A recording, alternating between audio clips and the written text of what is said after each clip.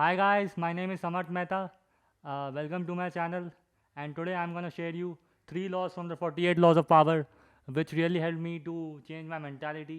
And I think those are that laws which everyone should know for their own personal growth.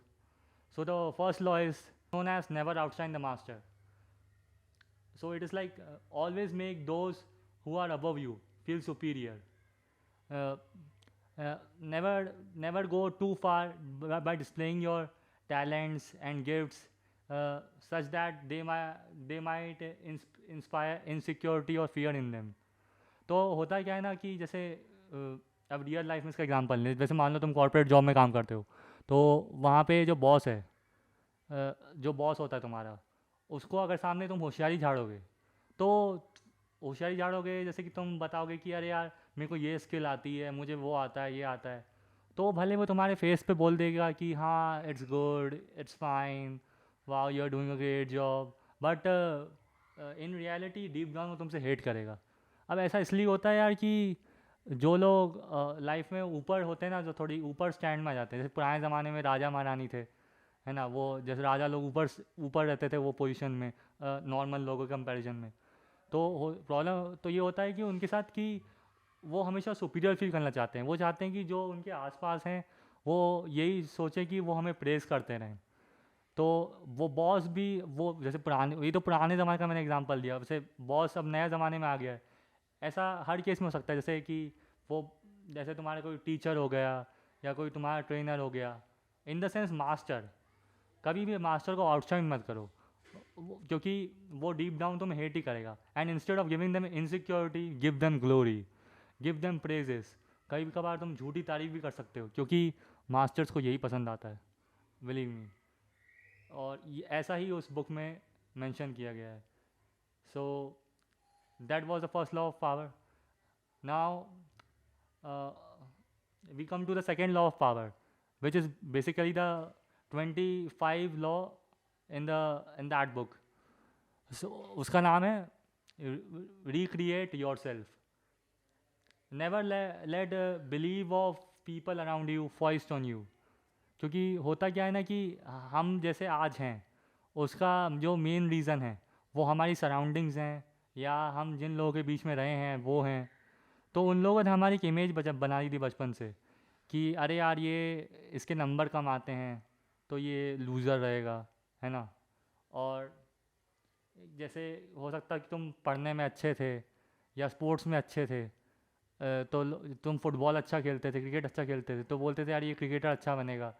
तो वो belief को तुम बचपन से कैरी करते आ रहे हो, और तुम सोचते हो कि अब मैं उसे चेंज नहीं कर सकता, भले अब तुम्हारा इंटरेस्ट कभी चेंज हो गया. पर मैं तुम्हें बता दूँ, तुम you can any time recreate your self at any moment. Recreation का ये फ़ायदा होता है कि तुम बिल्कुल ही अलग इंसान बन जाते हो. और रिक्रिएशन के लिए एक बहुत अच्छी चीज़ चाहिए होती है, वो है सेल्फ कंट्रोल. सेल्फ कंट्रोल और सेल्फ अवेयरनेस. क्योंकि जब तक अवेयरनेस इसलिए, क्योंकि जब तुम खुद नहीं जानो कि अभी तुम क्या हो और ये बिलीव्स तुम्हारे अंदर क्यों आए हैं जो करेंटली हैं, तो तुम कभी अपने आप को चेंज नहीं कर पाओगे. So that's why recreation is a very important thing. Like for example, एक एनिमे है अटैक ऑन टाइटन नाम का, बहुत पॉपुलर है, देखना कभी.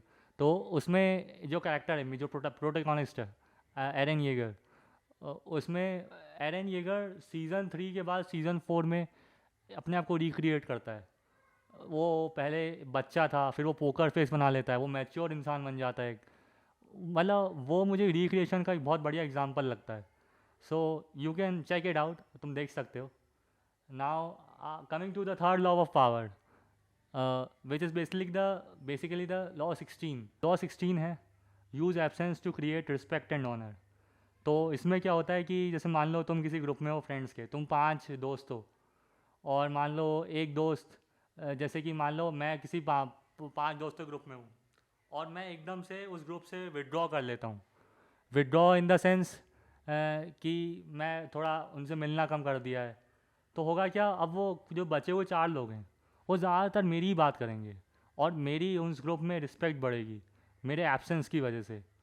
क्योंकि दिस लॉ का मतलब, ये लॉ का सबसे मेन सिग्निफिकेंस है कि use scarcity to create your respect, to create your power, to increase your power. That is the significance of this law.